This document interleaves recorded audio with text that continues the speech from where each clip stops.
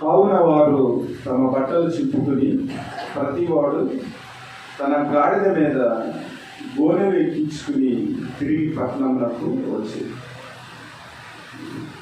మహాగరుడు అయిన మా యేసుక్రీస్తు ప్రభువా, ఈ పాదాలకు లెక్కలేని స్తుతి స్తోత్రాలు. గడిచిన వారం అంతా మమ్మల్ని కాచి కాపాడి ఈ కృపలో బలపరిచారు. దేవ, ఈ పునరుద్ధాన దినాన్న ఈ వాక్యాన్ని మేము ధ్యానం చేస్తుండగా ఈ వాక్యంలోని సత్యాలను మేము తెలుసుకుని మీ కృపలో బలపడి మేలు పొందడానికి సహాయం చేసి నడిపించమని, మీరే కృప చూపించమని ఈ మనవలన్నీ మా ప్రభువైన యేసుక్రీస్తు నామమున అడిగి వేడుకుంటున్నాము పరమ తండ్రి. ఆమేన్. ఈరోజు మన సందేశానికై ఏర్పాటు చేయబడిన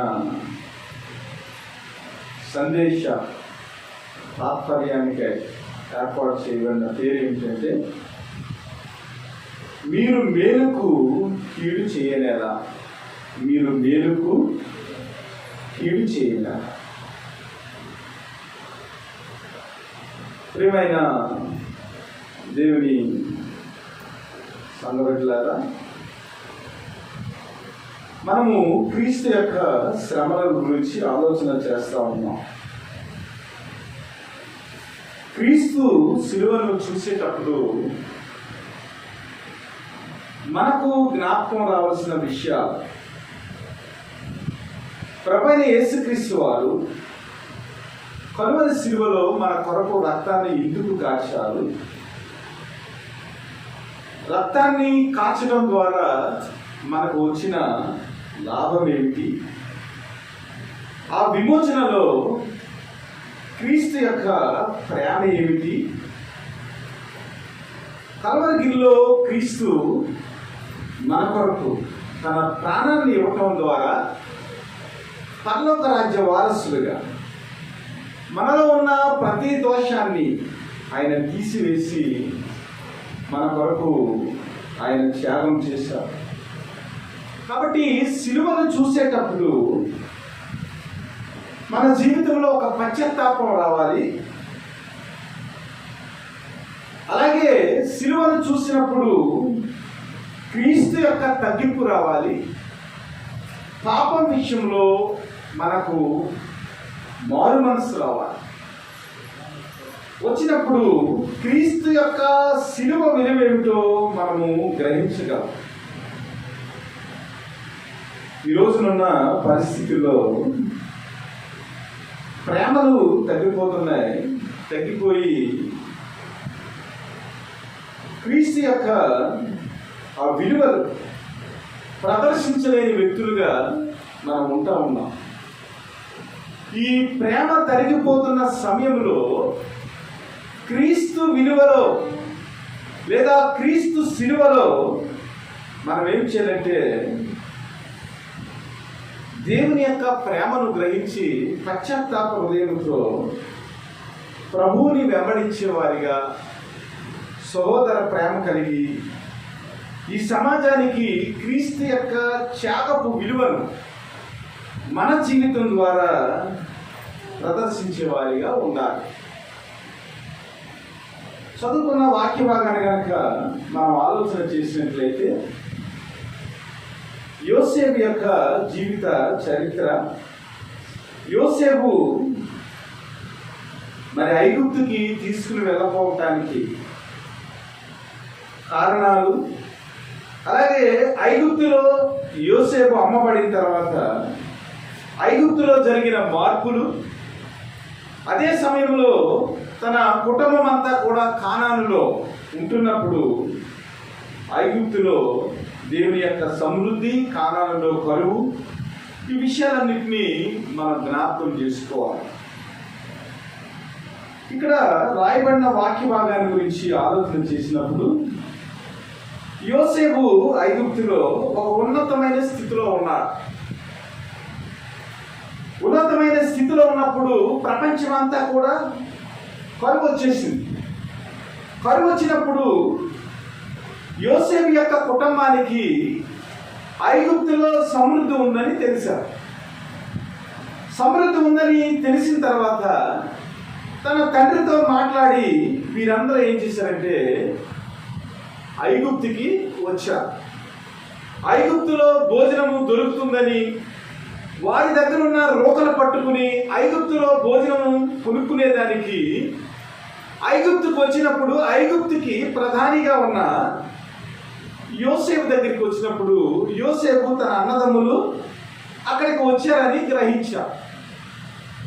గ్రహించిన తర్వాత వీరు ఏం చేశారంటే వారి దగ్గర ఉన్న రోకలు తీసుకున్నట్లుగానే తీసుకుని వారికి కావలసిన ఆహారాన్ని అంతటినీ కూడా వారికి అమర్చి ఏం చేశాడంటే వారిని వారి స్వదేశానికి పంపాడు. ఈ పంపే క్రమంలో ఏమైందంటే వారు ఏదైతే రోకలు తెచ్చారో ఆ రోకలన్నీ కూడా మరలా వారి గోనె సంచిలో పెట్టేసినట్లుగా మనం చూస్తాం. మూడో దినాన్ని మరి వీళ్ళందరూ బయలుదేరి వెళ్ళిన తర్వాత సహోదరులు వెళ్ళిన తర్వాత వారి యోగక్షేమాలు అన్నీ అడిగిన తర్వాత వీరు బయలుదేరి వెళ్ళిపోయినప్పుడు మరలా ఏం చేశారంటే తెలివిగా వారికి ఒక చెకింగ్ ఎట్టినప్పుడు వారి గోనె సంచులన్నీ కూడా విప్పి చూసినప్పుడు ఏమైందంటే మరలా వారు తెచ్చిన రోకలన్నీ కూడా వారి గోనె సంచిలోనే ఉన్నట్లుగా గమనించారు. ఎప్పుడైతే ఈ విషయం జరిగిందో వీరందరూ పట్టుబడినట్లుగా యోసేపు దగ్గరికి వచ్చినప్పుడు వారు అనేక విషయాలు మాట్లాడుతున్నారు. ఇదిగో మనకు ఇలాగ జరగటానికి కారణము ఏమిటంటే మన తమ్ముడైన యోసేపుని మనము అమ్మేయటం వల్ల మన జీవితంలో ఈ కష్టం వచ్చింది. మరలా మనం ఐగుప్తుకు వచ్చాము. ఐగుప్తుకు వచ్చినప్పటికీ కూడా మరలా మనకు శ్రమలు తప్పలేదు అని వారు బాధపడుతూ ఉన్నారు. ఇదంతా ఇంచుమించుగా 4-5 అధ్యాయాల్లో ఈ స్టోరీ 37వ అధ్యాయం నుంచి ఇంచుమించుగా 50 అధ్యాయం వరకు కూడా యోసేపు యొక్క చరిత్రను మనం చూసినట్లయితే ఈ విషయాలన్నీ కనబడతాయి. ఆ తర్వాత వీళ్ళందరూ కూడా వచ్చేసారు. వచ్చిన తర్వాత యోసేపు మరలా వారిని పట్టినట్లుగా మనకు కనిపిస్తా ఉంది. 42వ అధ్యాయంలో కొన్ని విషయాలు చూడండి. 18వ వచనం నుంచి నేను చదువుతాను. 3వ దినమైన యోసేపు వారిని చూసి, నేను దేవునికి భయపడేవాడను, మీరు బ్రతుకున్నట్లు దీన్ని చేయండి. మీరు యథార్థవంతులు అయితేరా మీ సహోదరులలో ఒకడు ఈ శరసాలలో బంధింపబడును. మీరు వెళ్ళి మీ కుటుంబముల కరువు తీరుటకు ధాన్యము తీసుకుని పోవుడి. మీ తమ్ముని నా యొద్దకు తీసుకుని రండి. అట్లు మీ మాటలు సత్యమైనట్లు కనబడును కనుక మీరు చావరని చెప్పాను. వారట్లు చేసిరి. అప్పుడు వారు, నిశ్చయముగా మన సహోదరుని ఎడల మనము చేసిన అపరాధములకు శిక్ష పొందుచున్నాము. అతడు మనల్ని బ్రతిమాలుకున్నప్పుడు మనము అతని వేదన చూసి వినకపోతుంది. అందువలన ఈ వేదన మనకు వచ్చినని ఒకరితో ఒకడు మాట్లాడుకొనిచుండిరి. మరియు రూబేను, ఈ చిన్నవాని ఎడల పాపము చేయకూడదని నేను మీతో చెప్పలేదా?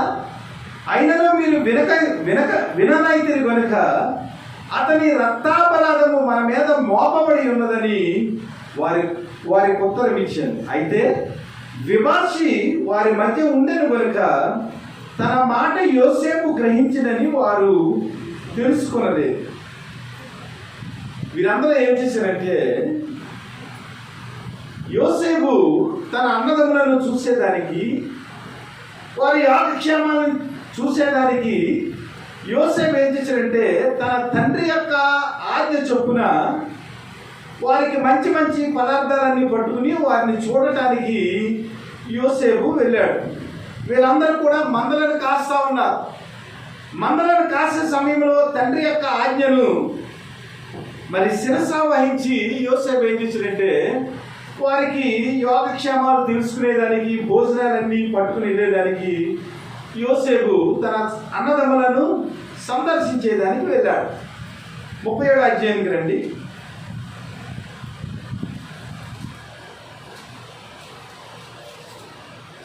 అలా వెళ్ళినప్పుడు తన సహోదరులందరూ కూడా షెకెము వైపుకి మేత మేపడానికి వెళ్ళారని అక్కడ ఉన్న వారు చెప్పారు. అక్కడికి వెళ్ళిన తర్వాత వారు కనిపించలేదు.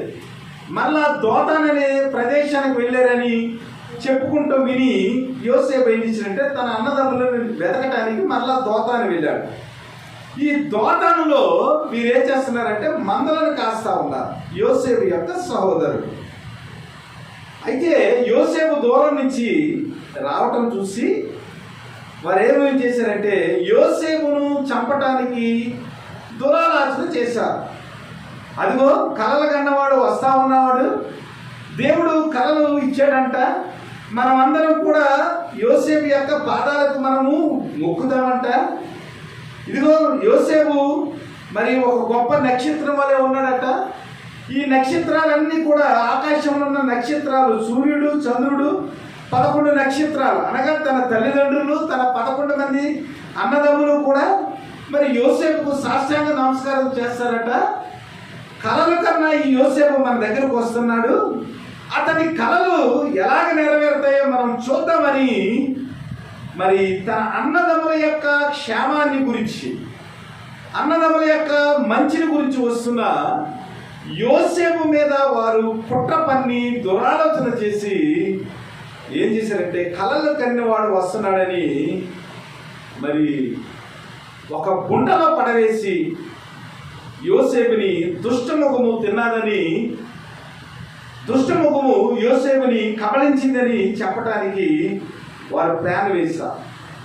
ఈ ప్లాన్ వేసినప్పుడు తన మొదటి అన్నైన రూబేన్ ఏం చేశాడంటే ఆ మాట విని, ఇదిగో ఇతను మన సహోదరుడు కదా, ఇతన్ని చంపడానికి కుదరదు, కాబట్టి మనం ఏం చేద్దామంటే వారిని రక్తము చిందింపకుండా, ఏమీ హాని చేయకుండా ఈ అడవిలో ఉన్న గుంటలో పడవేద్దామని వారు ప్లాన్ చేసి ఏం చేశారంటే తన తండ్రి కుట్టించిన యోసేపు అంగీని వారు తీసేసుకుని యోసేపుని ఒక నీళ్లు లేని గుంటలో పడవేశారు. పడవేసిన తర్వాత కొంతసేపటికి ఏమైందంటే ఆ దారిన ఇస్మాయిలీలు అంటే మిజ్జానీలు, అంటే ఇస్మాయిలీలలో ఒక తెగ మిజ్జానీలు అనమాట. ఇప్పుడు మనం అందరం ఒక క్యాస్ట్కి సంబంధించిన వాళ్ళండి. ఈ క్యాస్ట్కి సంబంధించిన వాళ్ళ ఇంటి పేర్లు ఉంటాయి కదా, అలాగే ఇస్మాయిలీలు వీళ్ళందరూ కూడా వ్యాపారం చేసేవారు. అందులో మిజ్జానీలు ఏం చేశారంటే ఆ దారి గుండా వెళ్తూ ఉన్నారు, గిలాద్ అనే ప్రదేశానికి వెళ్తూ ఉన్నారు. ఈ గిలాద్ అనే ప్రదేశానికి వెళ్ళినప్పుడు వీరికి మరలా ఒక ప్లాన్ వచ్చింది. ఇదిగో ఈ దుష్టముఖం ఏదన్నా వచ్చి చంపేస్తుందేమో, ఒకవేళ ఇక్కడ ఉంటే మళ్ళా పైకి వచ్చేస్తాడేమో, ఇలాగ మనం దాచిపెట్టడం వల్ల ఏమీ ప్రయోజనం లేదని ఇస్మాయిలీలకు అమ్మేస్తే మనకు ఏదైనా ఒక మంచి జరుగుతుంది, మనకు ఏదైనా డబ్బు వస్తుందని వారు ఏం చేశారంటే మరలా వీరందరూ కూడబలుపుని ఏం చేశారంటే మన సహోదరుడు యోసేపు వాడు ఎన్ని కళ్ళ కన్నప్పటికీ, ఎంత ఉన్నతమైన స్థితిలో ఉన్నప్పటికీ కూడా వాడు మన రక్త సంబంధి కాబట్టి వాడు కళలు అలా పక్కన పెట్టి మనం ఏం చేద్దామంటే యోసేపుని ఇస్మాయిలీలకి అమ్మేద్దామని యోదా ఒక ఐడియా ఇచ్చాడు.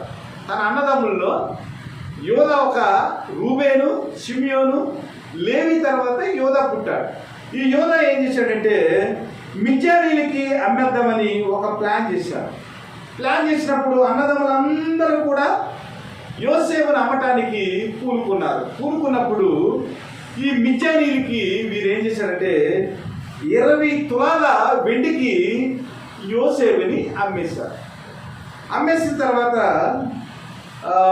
అలా వెళ్ళిపోతా ఉన్నారు. ఇంతలోకి రూబేను వచ్చాడు. మరలా మందల కాయటానికి వెళ్ళిన రూబేను వచ్చి ఒక గంటకి తిరిగి వచ్చినప్పుడు యోసేపు గుంటలో లేడు.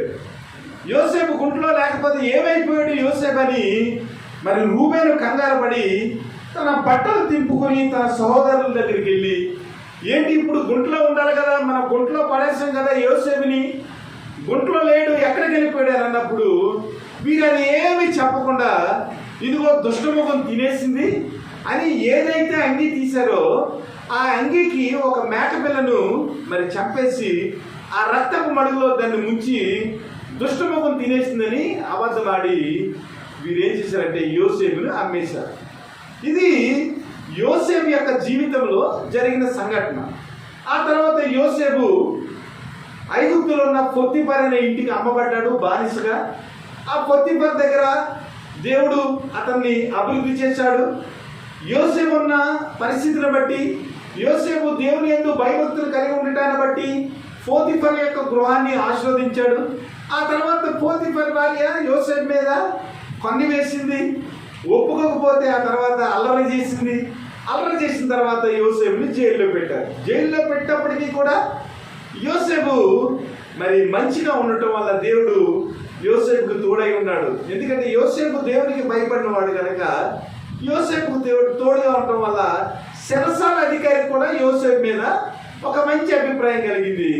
చెరసాల అంతటిని కూడా యోసేపుకి అప్పగించాడు. ఆ తర్వాత జైల్లోకి పానదాయకులు భక్ష్యదాయకులు ఇద్దరు వచ్చారు. వారి కలలు కన్నారు. కలలు కన్నప్పుడు వారి కళల యొక్క భావాన్ని చెప్పాడు. అలాగే జరిగింది. ఆ తర్వాత రాజుకి కళ వచ్చింది. ఆ కళ యొక్క భావాన్ని ఐగుప్తులో ఉన్న ఎవరూ చెప్పలేకపోయారు. కేవలం దేవుని జ్ఞానం కలిగిన, దేవుని ఆత్మ కలిగిన యోసేపు చెప్పాడు. ఆ యోసేపు చెప్పిన తర్వాత యోసేపు యొక్క జ్ఞానాన్ని బట్టి, యోసేపుకు దేవుడిచ్చిన తెలివిని బట్టి యోసేపుని ఐగుప్తుకి ప్రధానిగా చేశారు. ఐగుప్తుకి ప్రధానిగా చేసినప్పుడు యోసేపు ఏదైతే కలగన్నాడో, యోసేపు ఏదైతే కలభావాన్ని చెప్పాడో రాజుకి, అదంతా కూడా ఐగుప్తులో జరుగుతూ ఉంది. ఐగుప్తులో 7 సంవత్సరాలు కరువు వస్తుందని, ఐగుప్తులో అనేక రకాల విపత్తులు జరుగుతాయని, కాబట్టి 7 సంవత్సరాల ముందు సమృద్ధి వస్తుంది, 7 సంవత్సరాలు తర్వాత కరువు వస్తుంది. కాబట్టి 7 సంవత్సరాల సమృద్ధిని కరువు కాలంలో భర్తీ చేయడానికి 7 సంవత్సరాల్లో పండిన ఆ ధాన్యాన్ని అంతటిని, 7 సంవత్సరాల్లో దేవుడిచ్చిన సమృద్ధిని అంతటిని వారు దాచిపెట్టినప్పుడు ఏమవుతుందంటే యోసేపు ఏదైతే కలభావం చెప్పాడో రాజుకి, అలాగే 7 సంవత్సరాల కరువు ఆ ప్రదేశంలో స్టార్ట్ అవుతుంది. ఆ ప్రదేశంలో మొదలైన తర్వాత ప్రపంచమంతా కూడా కరువు వచ్చేస్తుంది. ఈ కరువు కానానికి కూడా వచ్చేస్తుంది.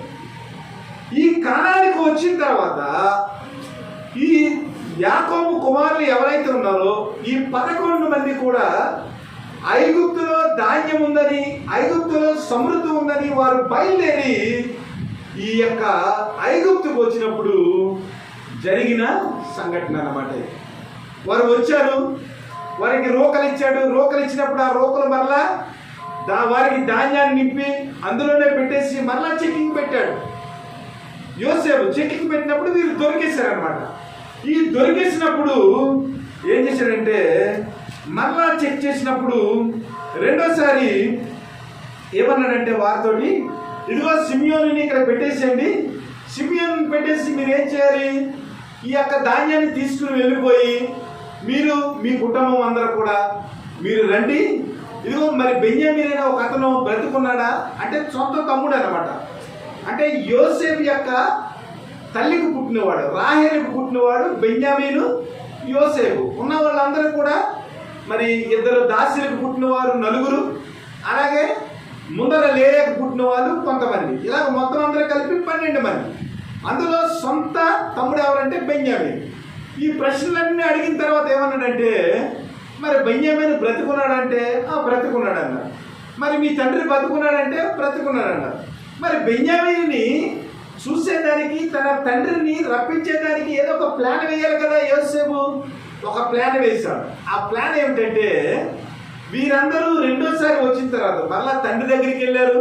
ఇదిగో నాన్న, మా రోకలన్నీ మా దగ్గర ఉన్నాయి, ఏం చేయాలనుకుంటున్నాడో మాకు తెలియలేదు, మా దగ్గర కుశల ప్రశ్నలు అడిగాడు. ప్రశ్నలు అడిగినప్పుడు మీ తండ్రి ఉన్నాడా, మీ తమ్ముడు ఉన్నాడా, ఏమి జరిగింది ఇప్పటి వరకు, ఎలా ఉన్నారు, ఈ విషయాలు అడిగినప్పుడు మేము యోసేపు అడిగినప్పుడు ఏ విధమైన అబద్ధం చెప్పడానికి వీలు లేకుండా అతను ప్రశ్నలు వేశాడు. మా తండ్రి బ్రతుకున్నాడని చెప్పాము, అలాగే మా సహోదరుడు బెన్యామీన్ బ్రతుకున్నాడని చెప్పాము.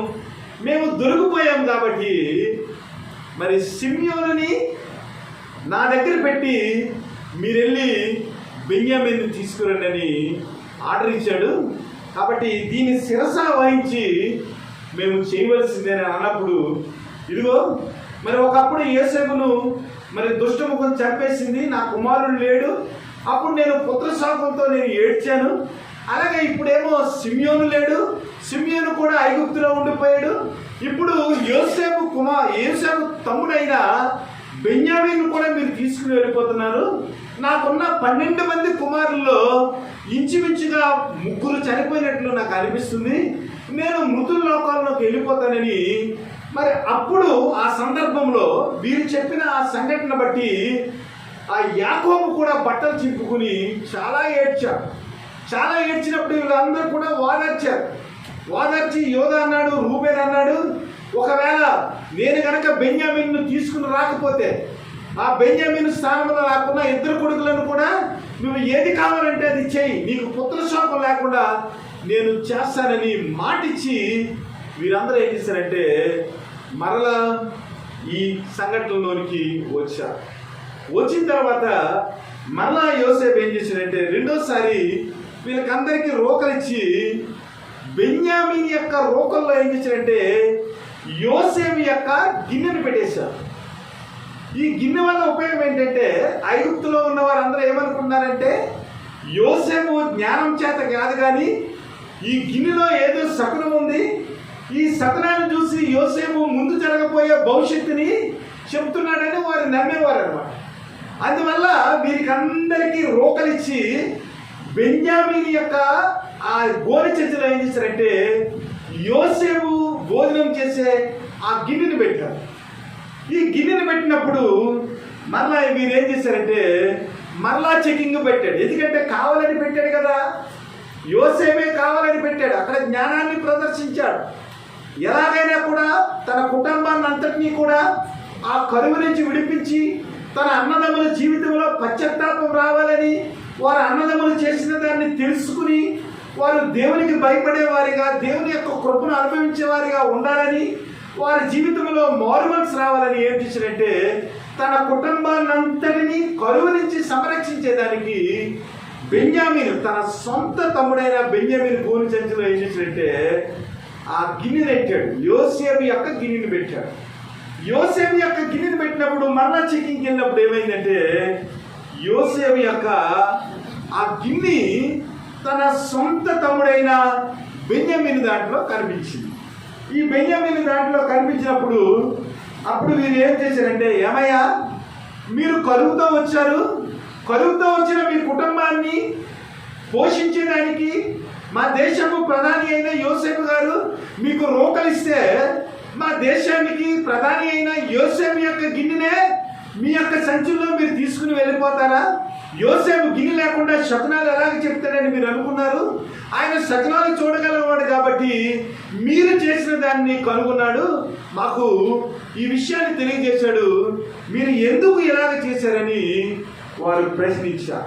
ఆ ప్రశ్నించిన దాంట్లో మీకు మేలు చేసిన యోసేపుకి మీరు ఎందుకు కీడు చేశారని అక్కడున్న ఐగుప్తీయులు 11 మంది అన్నదమ్ములను ప్రశ్నించినట్లుగా మనం చూస్తూ ఉన్నాం. ఆ సందర్భంలో వీరు ఏం చేశారంటే మీ తమ్ముని నా యొద్దకు తీసుకురండి, అట్లు మీ మాటలు సత్యమైనట్లు కనబడును గనక మీరు సావరని చెప్పారు. వారట్లు చేశారు. అప్పుడు వారు నిశ్చయముగా మన సహోదరుని ఎడల మనం చేసిన అపరాధములకు శిక్ష పొందుతున్నాము, అతడు మనల్ని బ్రతిమాలుకున్నప్పుడు మనము అతని వేదన చూసి వినకపోతుంది, అందువలన ఈ వేదన మనకు వచ్చిందని ఒకరితో ఒకడు మాట్లాడుకుంటా ఉన్నారు. ఇక్కడ మనం చదువుకున్న వాక్య భాగంలో ఎందుకు పదే పదే ఈ మాటలు, వారు చేసిన పాపాన్ని బట్టి వారు బట్టలు చింపుకున్నారు, వారి జీవితంలో ఉన్న కష్టాన్ని బట్టి వారు బట్టలు చింపుకున్నారు. ఈ విషయాన్ని మనము ఎందుకు చెప్పుకోవాలంటే మనం ప్రభువైన యేసుక్రీస్తు యొక్క శిలువ యాగాన్ని గురించి మనం ఆలోచన చేస్తూ ఉన్నాం. ఈ శిలువ యాగంలో మనం నేర్చుకోవాల్సిన ఒక ముఖ్యమైన సంగతి, ఒక ముఖ్యమైన ఉద్దేశం ఏమిటంటే ప్రభువైన యేసుక్రీస్తు వారు పరలోకం నుంచి వచ్చి శరీరధారిగా కలవరి శిలువలో మన కొరకు రక్తాన్ని ఆయన ప్రోక్షించి మనకు విమోచన దయచేశాడు. ప్రభువైన యేసుక్రీస్తు ఇచ్చిన విమోచన బట్టి, ఆయన చేసిన త్యాగాన్ని బట్టి ప్రభువైన యేసుక్రీస్తుకి ప్రభు అయిన యేసుక్రీస్తు యొక్క కుమారులుగా ప్రభు అయిన యేసుక్రీస్తు యొక్క మనస్తత్వాన్ని అనుసరించి మనము మన సహోదరులకు కీడు చేసేవారిగా ఉన్నామా, లేదా మనల్ని విమోచించిన యేసుక్రీస్తుకి ఇష్టం లేని పనులు చేస్తూ ఆయన యొక్క ప్రేమను తృణీకరించే వారిగా ఉన్నామా అనేది మనము జ్ఞాపకం చేసుకుని, కలువరి శిలువలో మనకు వచ్చిన విమోచన ఏదైతే ఉందో, ప్రభు అయిన యేసుక్రీస్తు వారు మనకు చేసిన మేలు ఏదైతే ఉందో ఆ మేలును మనము గమనించి పశ్చాత్తాప హృదయముతో ప్రభు యొక్క ఆ ఆజ్ఞలను, ఆ కట్టడలను వాక్య ప్రకారము జీవించే ఆ జీవితాన్ని మనం ఏం చేయాలంటే ఒక పశ్చాత్తాప హృదయంతో మనము ఈ లెంట్ కాలంలో క్రీస్తు యొక్క త్యాగాన్ని జ్ఞాపకం చేసుకుని మనలో ఉన్న ప్రతి విధమైన పాపమును, దురితమును మనం ఏం చేయాలంటే కడిగేసుకుని క్రీస్తు యొక్క నిజమైన శిష్యులుగా, క్రీస్తు యొక్క శిలువ విలువను కనుగొన్న వ్యక్తులుగా, ఆయన రక్తములో కడగబడిన ఒక గొప్ప విశ్వాసిగా మన జీవితాన్ని ఏం చేయాలంటే క్రీస్తు దగ్గర కడుక్కునే వారిగా, మనలో ఉన్న లోపాలను బట్టి మనం ఏడ్చేవారిగా, పశ్చాత్తాపడేవారిగా మనం ఉండాలి. ఇక్కడ యోసేపు ఎప్పుడైతే అలాగ చేశాడో, ఎప్పుడైతే గిన్నె దొరికిందో ఆ ముందు సమయంలో వారు బాధపడ్డారు. ఇదిగో మనం పాపం చేసాము కాబట్టి, యోసేపు అమ్మబడినప్పుడు, యోసేపు గుంటలో ఉన్నప్పుడు ఎంత బ్రతిమాలుకున్నాడో, అయినా కూడా మనం సహోదర ప్రేమను మనం చూపలేకపోయాం. యోసేపు ఎడల మనము కటాక్షం చూపలేకపోయాం. మనం ఏం చేసామంటే 20 తులముల వెండికి ఇస్మాయిల్కి అమ్మేసాం. యోసేపుని అమ్మేసిన ఆ రక్తాపరాధం ఏదైతే ఉందో, యోసేపుని చంపేసిన ఆ రక్తాపరాధం ఏదైతే ఉందో అది మన జీవితానికి శాపంగా వచ్చిందని వారు పదే పదే పశ్చాత్తాపడతా ఉన్నారు. అయితే ప్రభు యొక్క కృపను బట్టి యోసేపు చనిపోయాడని వారు అనుకుంటున్నారు, కానీ యోసేపు అమ్మబడిన తర్వాత యోసేపును దీవించిన విధానము, యోసేపు ఇదంతా చేస్తున్నాడని తన తమ్ముడు వారు ఎదుర్కొంటా ఉన్నా కూడా వారు గ్రహించలేని పరిస్థితుల్లో ఉన్నారు. అయితే యోసేపు అయితే వెంటనే తన అన్నదమ్ములను గమనించాడు. ఇదిగో ఎప్పుడైతే గిన్నె ఉందో వీరు మాట్లాడుతూ ఉన్నారు, ఎవరి దాంట్లో నీ గిన్నె ఉందో వారు చనిపోవటానికి సిద్ధమే, వారు చావునకు వారు అర్హులే, కాబట్టి మా గోనె చెంచులు, మూతులు అన్ని మీరు విప్పి ఎవరు దొంగిలించారో, ఎవరి దగ్గర ఉందో వాడు చచ్చిపోతాడని వారు ఆవేశంగా మాట్లాడుతున్నారు, ఉద్రేకంగా మాట్లాడుతూ ఉన్నారు. ఆ తర్వాత వారు గోనె చెంచులు ఇప్పినప్పుడు తన తమ్ముడైన బెన్యామీను దాంట్లో ఆ గిన్నె దొరికింది. కాబట్టి వారు తమ బట్టలు చింపుకుని ప్రతివాడు తమ తమ గాడిదల మీద గోనెలు ఎక్కించుకుని తిరిగి పట్టణంలోకి వచ్చింది. అప్పుడు యోధాను అతని సహోదరులను యోసేపు ఇంటికి వచ్చింది. అతను ఇంకా అక్కడనే ఉండగానే వారు అతని ఎదుట నేలను సాగిలపడేది. అప్పుడు యోసేపు, మీరు చేసిన ఈ పని ఏమిటి? నా వంటి మనుషుడు శకునం చూసి తెలుసుకుందని మీకు తెలియదా అని వారు తనగా, యోధా ఇట్లనని, ఏలిన వారితో ఏమి చెప్పగలము, ఏమందుము? మేము నిర్దోషులమని ఎట్లు కనపరుచుకుందుము? దేవుడే నీ దాసుల నేరమును కనుగొనెను. ఇదిగో మేమును ఎవని ఎంత ఆ గిన్నె దొరికినో వాడును ఏలిన వారికి దాసులు మగుదుమని చెప్పారు. ఈ విషయంలో మనం గమనించవలసింది ఏమిటంటే, వీరు పాపం చేశారు. పాపం చేసి వీరేం చెప్తున్నారంటే, ప్రస్తుతం ఉన్న విషయాన్ని బట్టి, ప్రస్తుతం జరిగిన సంఘటనలో వీరేమి పాపం చేయలేదు. యోసేపుని అమ్మేసినప్పుడు పాపం చేశారు, కానీ ఇప్పుడున్న సంఘటనలో వారు పాపం చేయలేదు. కానీ యోసేపే బెన్యామీను దాంట్లో ఆ గిన్నె పెట్టాడు. వీరేం చేస్తున్నారంటే, అయ్యా మేము నిర్దోషులమని ఎలాగ మేము మా యొక్క పాపాన్ని నిరూపించుకోగలం? మేము పాపం చేయలేదు. అయినా కూడా దేవుడు ఏం చేశాడంటే, దేవుడే నీ దాసుల యొక్క నేరాన్ని కనుగొన్నాడు, మమ్మలను ఇక్కడ నిర్దోషులుగా లేకుండా, యథార్థవంతులుగా లేకుండా నేరస్తులుగా దేవుడే మా నేరాన్ని కనుగొన్నాడని, ఇదిగో నేరము కనుగొనబడింది కాబట్టి మేము ఇక మీదట నీకు దాసులుగా ఉంటామని యోసేపు దగ్గర సాగిలపడ్డారు. ఇక్కడ మనము అర్థం చేసుకోవాల్సిన విషయం ఏమిటంటే, యోధా 37వ అధ్యాయంలో మనం చూసినప్పుడు యోధా ఏం చేశాడంటే 20 తులాల వెండికి ఇస్మాయిలీలకి యోసేపుని అమ్మేశారు. కొత్త నిబంధనలో మనం ఆలోచన చేసామనుకోండి, ఇస్కరియోతు యోధా ప్రభు అయిన యేసుక్రీస్తుని ఎంతకు అమ్మేశాడు? 30 వెండి నాణాలకి అమ్మేశాడు. ఎంత? 30 వెండి నాణాలకి యోధా అమ్మేశాడు. తన అన్నయ్య యోధా 20 తులాల వెండికి యేసుక్రీస్తుని అమ్మేశాడు. మనం జ్ఞాపకం చేసుకోవాల్సిన విషయం ఏమిటంటే 20 తులాల వెండికి అమ్మేసిన యోధా తన బట్టలు చింపుకుని పశ్చాత్తాపడ్డాడు. 30 వెండి నాణాలకి ప్రభువైన యేసుక్రీస్తుని సిలువకు అప్పచెప్పిన ఇస్కరియోతు యోధా కూడా పశ్చాత్తాపడి, ఇదిగో నిరపరాధి అయిన ప్రభువైన యేసుక్రీస్తుని నేను 30 వెండి నాణాలకు అమ్మేశానని అన్నప్ప కయ్యప్ప దగ్గరికి వెళ్ళి, ప్రధాన యాజకుల దగ్గరికి వెళ్ళి, నిరపరాధిని నేను అమ్మేశాను, ఈ పాపం నా మీద ఉంటుందని వారికి చెప్పి, ఇదిగో మీ వెండి నాణాలు మీరు తీసుకుని వెళ్ళిపోండి, ఇదిగో నేను నిరపరాధిని అప్పచెప్పేశానని పశ్చాత్తాపడ్డాడు. పశ్చాత్తాపడినప్పుడు అన్న కయ్యప్ప వారు ఏమన్నారంటే, ఇదిగో నువ్వు చేసిన పాపం మీద నువ్వు చేసావు, నువ్వు చేసిన పాపానికి మాకు ఏమి కూడా సంబంధం లేదు, నీ మట్టికి నువ్వు వెళ్ళిపోవాలి. అప్పుడు ఇస్కరియోతు యోధా ఏం చేశాడంటే ఆ యొక్క వెండి నాణాలను తీసుకుని దేవాలయంలో పారబోసేసి విపరీతమైన ఉద్వేగంతో ఏం చేశాడంటే బయటికి వెళ్ళి ఉరి పోసుకుని చచ్చిపోయాడు. అయితే ఇక్కడ యోధా ఏం చేశాడంటే పశ్చాత్తాప హృదయంతో ప్రభు అయిన యేసుక్రీస్తుని 20 తులముల వెండికి అమ్మేశానని బట్టలు చింపుకున్నాం. ఇందులో ఒక ముఖ్యమైన సందేశం ఉంది. దేవునికి వ్యతిరేకముగా మనం ఏదైనా పాపం చేసినప్పుడు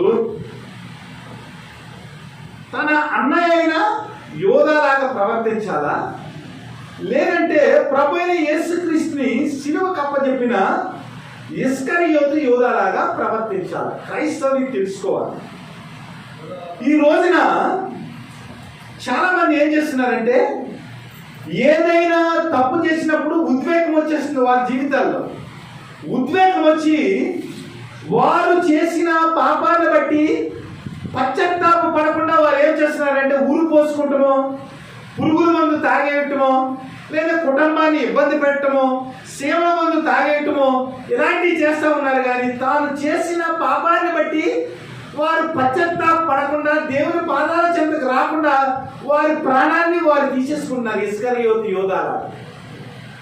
కానీ క్రైస్తవులుగా మనం ఆలోచించవలసింది ఏమిటంటే ఏదైనా మనం కావాలని పాపం చేసినా లేదా అనుకోకుండా పాపం చేసినా వెంటనే మనం ఏం చేయాలంటే పశ్చాత్తాపడి మారు మనసు హృదయంతో ప్రభు దగ్గరికి వచ్చి మనం చేసిన పాపాన్ని బట్టి మనం ఏం చేయాలంటే ప్రభు దగ్గర వేడుకోవాలి. అంతేగాని ఇస్కరియోతు యోధాలాగా కనుక మనం చేసిన పాపాన్ని బట్టి ఊరేసుకుంటామో లేదా మన జీవాన్ని మనం తీసేసుకుంటామో, మన జీవం కాదు కానీ మనలో ఉన్న ఆత్మ ప్రభు పెట్టిన దీపం కనుక ఆ దీపాన్ని ఏం చేయాలి? ప్రభువే తీసుకోవాలి.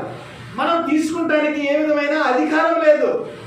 కానీ ఇస్కరియోతు యోధా ఏం చేశాడంటే దేవుని దగ్గర పశ్చాత్తాపడకుండా తన ప్రాణాన్ని తానే తీసుకున్నట్లుగా చూస్తా ఉన్నాం. దీని గురించి మనం ఆలోచన చేయాలి. తెలుగులో అయితే దీనికి ఒకే ఒక మాట ఉందండి, పశ్చాత్తాపం అని ఉంది. కానీ ఇంగ్లీష్లో దీనికి 2 రకాల పదాలను ఉపయోగించాడు. ఇస్కరియోతు యోధా చేసిందేమో రిమోర్స్ అని రాయబడింది. ఇస్కరియోతు యోధా చేసింది రిమోర్స్. కానీ తన అన్న అయిన యోధా ప్రవర్తించింది రిపెంటెన్స్. ఆలోచన చేయాలి. రిమోర్స్ అంటే ఉద్వేగంతో మనం ఏం చేయాలి? నిర్ణయాలు తీసుకుని మనకి ఇష్టం వచ్చిన సొంత ఆలోచన చెప్పిన మనం చేయటము రిమోర్స్ అన్నమాట. అంటే మన సొంత చిత్తానికి అనగా మనకి ఏదైతే ఆలోచన వచ్చిందో కదా. ఒకడేమో 10th క్లాస్ ఫెయిల్ అయిపోతాడు, లేదా ఇంటర్మీడియట్ ఫెయిల్ అయిపోతాడు. నా ఇంటికాడ నేను ముఖాన్ని ఎలా చూపించుకోవాలని ఆడేం చేస్తాడు? ఏదో బండి కింద పడిపోతామో, పురుగు మందులు, ఇలాంటి తప్పుడు ఆలోచనలు ఉంటాయి. కానీ 4 సార్లు 10th పాస్ అయినోడు, ఫెయిల్ అయినోడు, లేదా 2 సార్లు ఇంటర్ ఫెయిల్ అయినోడు కలెక్టర్ అయ్యాడు, మరలా వాడు చదువుకుని బాగుపడ్డాడనే ఈ విషయాలు జ్ఞాపకం రావు వాడికి. వెంటనే ఏం చేస్తారంటే ఏదైనా తప్పు చేసినప్పుడు తన ప్రాణాలను తీసుకుంటానికి అగత్యానికి వారు వెళ్తూ ఉంటారు. అలాగా దేవుని బిడ్డలుగా మన జీవితంలో ఓడిపోయినప్పటికీ కూడా గెలిపించే యేసుక్రీస్తు మన జీవితాలకి నాదులుగా ఉన్నాడని. మనం ఎలాంటి విపత్కర పరిస్థితుల్లో ఉన్నప్పటికీ, ఎలాంటి శోచనీయమైన పరిస్థితుల్లో మన జీవితం ప్రయాణం చేసినప్పటికీ కూడా క్రీస్తు తన చేతులతో మనల్ని సేదదీసే దేవుడని, క్రీస్తు దగ్గరికి వెళ్ళి మనము ప్రార్థన చేసినప్పుడు ఆయన మళ్ళా తిరిగి మన జీవితాన్ని కట్టగల దేవుడని మరి మనం తెలుసుకుని ఏం చేయాలంటే యోధాలాగా పశ్చాత్తాపడి మళ్ళా యోసేపుని వేడుకుని వారి కుటుంబం అంతా కూడా మన ఐగుప్తులో ఎలాగ పోషింపబడ్డారో అలా ఉండేదానికి మనం ఏం చేయాలంటే ప్రయత్నం చేయాలి. దీని గురించి ఒక మాట చూద్దాం. కొరింథీయులకు అపోస్తలుడైన పౌలు రాసిన 2వ పత్రిక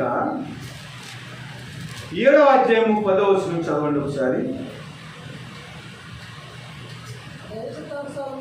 దైవ చిత్తానుసారమైన దుఃఖము రక్షణార్థమైన మారు మనసును కలుగచేయు.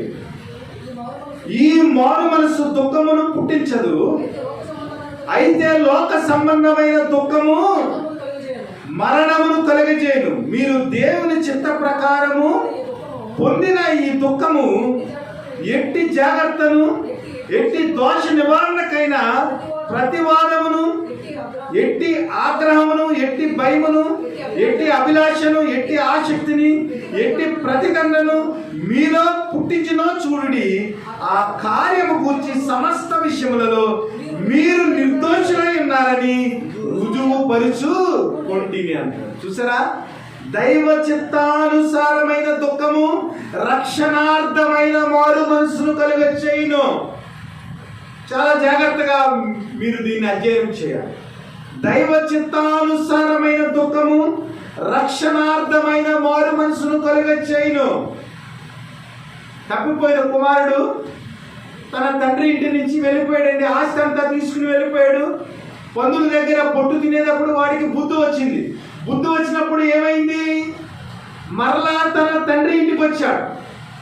ఇదేంటి, యూదుడిని నేను, ఒక తండ్రి యొక్క మంచి కుమారుణ్ణి, మంచి ఆశపరుణ్ణి, నేనేంటి పందుల తోట దగ్గరికి వెళ్ళి మళ్ళీ పొట్టు తింటమేటని వెంటనే వెళ్ళి ఆత్మహత్య చేసుకున్నాడా? ఆత్మహత్య చేసుకోలేదు కదా. వెంటనే ఎవరికి జ్ఞాపకం వచ్చారు? తండ్రికి జ్ఞాపకం వచ్చాడు. ఇదిగో నా తండ్రి ఇంట అనేక మంది దోసులు భోజనం చేస్తున్నారు, కాబట్టి నా తండ్రి దగ్గరికి వెళ్ళి కనీసం దోసులుగానన్నా నేను బ్రతికి నా జీవితాన్ని నేను సంరక్షించుకుంటానని తప్పిపోయిన కుమారుడు ఏం చేశాడంటే ఆ పొట్టు దగ్గరికి వెళ్ళినప్పుడు నిజమైన మారు మనసుతో, నిజమైన పశ్చాత్తాపంతో తన తండ్రి ఇంటికి తిరిగి వచ్చి మరలా రాజకుమారుడిగా తన ఇంటిలోనికి ఆహ్వానించబడినట్లుగా మనం చూస్తాం. కాబట్టి క్రైస్తవ జీవితంలో ఏదైనా పాపం చేసినప్పుడు, ఏదైనా దోషం చేసినప్పుడు మనకి ఏమి రావాలి? క్రైస్తవునిగా దైవ చిత్తానుసారమైన దుఃఖం రావాలి. అంతేగాని ఉద్వేగంతో కూడిన దుఃఖం రావడానికి వీలు లేదు. ఎలాంటి పాపం చేసినప్పటికీ పరలోకమందున్న నా తండ్రి నన్ను ఆదరించే దేవుడని, ఆయన దగ్గర ఒప్పుకుంటే పశ్చాత్తాపడితే ఆయన మరలా నా స్థితిని తిరిగి కట్టగల దేవుడని మనం ఏం చేయాలంటే దైవ చిత్తానుసారమైన రక్షణార్థమైన మారు మనసును కలుగ చేస్తుంది. కాబట్టి ఆ మారు మనసుతో పరలోకమందున్న తండ్రి ఇంటికి మనం చేరాలి. కానీ ఇస్కరియోతు యూదా అలాగే చేయలేదు. ఇస్కరియోతు యూదాలో వచ్చిన మారు మనసు ఎలాంటి మారు మనసు అంటే ఉద్వేగంతో కూడిన మారు మనసు. ఇదిగో యేసుక్రీస్తు నేను అప్పచెప్పేశానని ఆ నాణాలన్నీ కూడా మరి చల్లాచెదరు చేసి దేవాలయంలో పాడవేసి ఏం చేశాడంటే వెళ్ళి ఊరు పోసుకున్నాడు. కానీ ఆ దేవాలయంలో ఉన్న ఆ కాసులు తీసుకుని మళ్ళీ కానుక పెట్టులోనికి వేయటానికి కూడా ప్రధాన యాజకుడు ఒప్పుకోలేదు. అక్కడ ఉన్న వారు వెళ్ళి అన్నారు, అయ్యా మరి ఇస్కరియోతు యూదా దేవాలయంలో మరి ఈ వెండి నాణాలన్నీ కూడా విసిరి పడేశాడు, ఇవన్నీ తీసుకెళ్ళి కానుకల పెట్టిలో వేద్దామంటే కుదరదు. నీతిమంతుని యొక్క రక్తం చేత అవి తడపబడ్డ వెండి నాణాలు కాబట్టి అవి మరి కానుకల పెట్టెలో వేయటానికి వీలు లేదని దాన్ని ఏం చేశారంటే కుమ్మరి వాని పొలానికి కొని దానికి శ్మశాన భూమిగా దాన్ని ఆ దేవాలయానికి ఇచ్చారు. కాబట్టి దేవుని బిడ్డలారా, మీరు ఈ పాఠం ద్వారా నేర్చుకోవాల్సింది ఏమిటంటే, అక్కడ చూసినప్పుడు తన కుమారుడైన యోసేపు చనిపోయాడని యాకోబు బట్టలు చింపుకున్నాడు, దేవుని చేత ఓదార్చబడ్డాడు. తన కుమారులందరూ ఓదార్చాడు, అయినా కూడా వారు ఓదార్చబడలేదు. కానీ దేవుని యొక్క ప్రేమ చేత యాకోబు ఓదార్చబడ్డాడు. ఇక్కడ యోదా కూడా, రూబేను కూడా తమ బట్టలు చింపేసుకున్నారు.